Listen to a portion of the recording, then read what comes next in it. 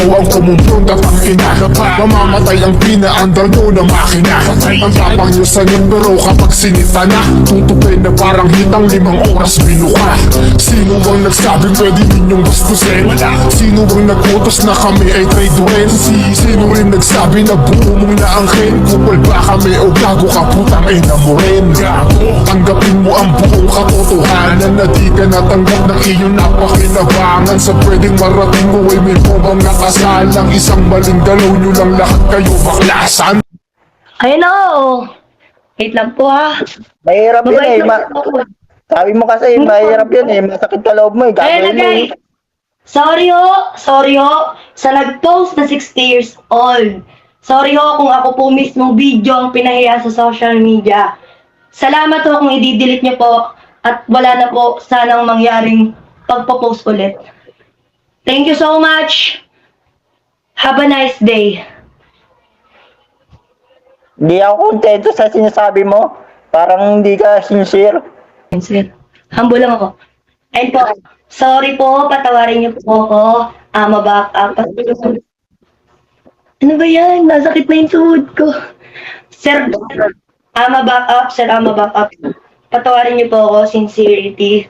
Sana po pasuyo. Pakidelete na lang po yung nag-trending kong video na umiiyak regarding ex. Yun lang po. Thank you so much. I love ya. Ang sakit na ng tuhod ko. Mamaya na lulubyo. Patapusin mo muna siya. Sige lang. Pasensya na kayo. Ang sa akin lang kasi, yung family ko may nagawang hindi maganda, nagkaroon kayo ng medyo ano. Pero sana minsan, piliin nyo din yung taong pwede yung isangkot. Kasi hindi ko kayo inano, hindi ako nakipag-away sa inyo. Umapa ako sa iyo, ama. Nag-up ako sa iyo, tinawag kitang ama. Alam mo yan, unang up ko. Kasi mabait ako dun sa Bigo host ko. Sobrang bait ko. Lahat ng mga basagan pinapasok ko, nagbabagsak ako kasi spender ako dun sa misma arte kong main account ko. Lahat, kahit basagan, wala akong pakailan, binabagsakan ko yung mga napapasukan kong SWAT, kahit TFT, kahit ano. Lahat pinapasok para makapag-spender lang ako, mabagsakan ko lang silang lahat mga nasa live. Sobrang bait ko. Pero yung sa gantong sitwasyon, napasok ako sa gantong sitwasyon na wala naman akong ginawa. Hindi ko matanggap. Pasensya na kayo ah. Sa akin lang, ilabas niyo na lang ako dun sa gulong kung anong gulo. Kasi hindi naman ako nakikisaw-saw sa inyo, hindi ko naman kayo inaano. Alam mo yan, ama. Tinawag kita dun sa live mo, di ba? Na nag-up ako dun. Kasi gusto ko makilala ko sila. Maka-banding ko sila kahit basagan sila. Nagpupo ako, pag tinatanong ako, shawi po, ganyan, kahit di ko sila kilala. Kasi gusto ko maging open sa inyo na makilala kayo. Kahit mapadaan-daan lang ako, yun lang yun sa akin. Pero sana, tigilan nyo na yung pag-send sa akin ng, yung lalo na pag nag-live ako, hindi na ako makapag-live eh. Kasi yun na nga lang libangan ko eh. Magkaroon ako ng kakwentuhan.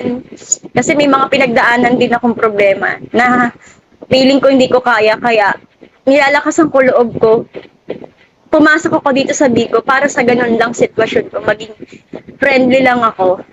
Oo, di naman talaga totally basagan talaga yung ano eh. Pulitan lang talaga yung sa city. Eh nagkataon magagaling yung mga kaibigan ko dun sa family ko na makipagbasagan o ano man. Ako hindi ko talaga kaya. Promise.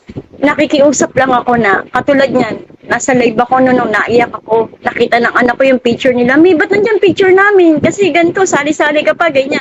Paala ko ba naglilibang ka lang? Ba't may kaaway ka na? Ando na yung mga tanong. Hindi ko agad masagot. Kaya please yun lang yun sa akin. Sana mapagbigyan nyo ako. Wag ako. Iba na lang kasi hindi po ako katulad ng ibang babae sa basagan na kaya nyo. Ako hindi ko kaya, aminado ako dun. Lugi ako dun sa sitwasyon na yun.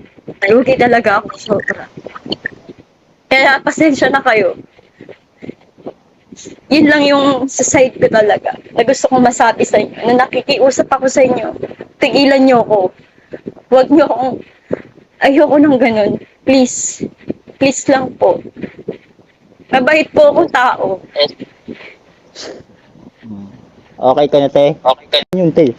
May atraso sila sa amin hanggat hindi sila mahingi ng tawad. Tuloy-tuloy pa rin yun. Tuloy ng backup yan. Pero alam niyo, wala akong ginawang masama sa inyo. Never ako naging kahit wala kang ginawa, family mo yan. Naiintindihan mo ako, te? Pero wait, ano yung gusto nyo sabihin sa akin na bakit gusto nyo akong mag-up dito? Sino yung nagbenta sa akin na nag-info sa inyo? Yung totoo? Sino yung benta? Madali lang makuha yan, te.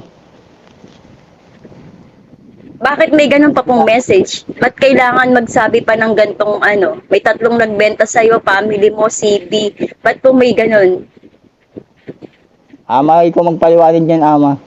Palit ka na ba ng mukha sa inyong aso?